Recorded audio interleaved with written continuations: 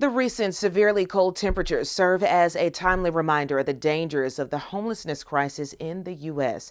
Alexandria Hoff talks with the leader of the Biden administration's ambitious effort to reduce homelessness by 25% in 2 years.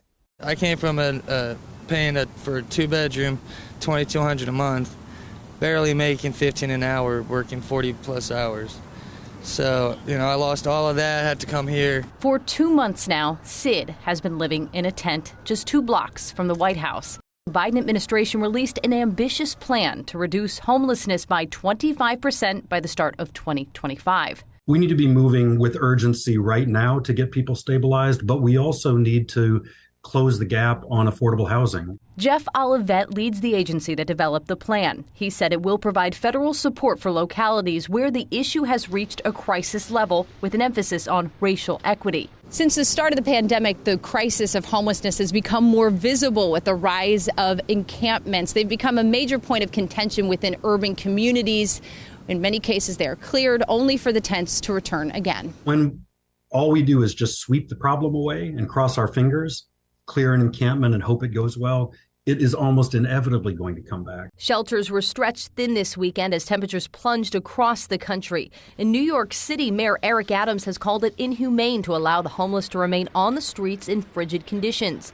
A judge ruled this month that he can continue with a policy that would forcibly hospitalize mentally ill homeless individuals. The Biden administration's plan does not include forced intervention, but it does call for teaching shelters how to provide gender-affirming services to the homeless in an effort to encourage more people overall to seek help. It's a lot of people prefer to be out here. Glenn Mackel knows he had spent 30 years living on the streets. That's in past tense, because with the help of an outreach group, he, just days ago, got a place of his own. It's a big change because I'm not used to being in my apartment by myself. In Washington, Alexandria Hoff, Fox News. The Supreme Court is set to decide whether or not to end Title 42, which allows the U.S. to turn away migrants at the border. The Biden administration calling for the policy to end. Carolyn Elliott has more on that story from El Paso, Texas.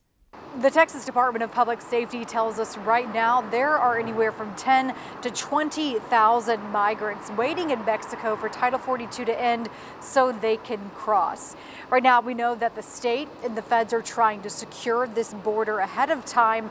But as we saw firsthand, migrants and drugs are still getting through daily. He's loaded. He's loaded. Riding along with Texas DPS. It won't take long to make a drug bust in a border city. What it feels like rocks. 2 kilos of meth and what appears to be drugs hidden in Pixie candy sticks. Texas DPS tells us drug busts have only increased in El Paso during the latest spike in border crossings over the last month. With the migrant activity, we've also seen an increase in the amount of drug seizures with the migrants.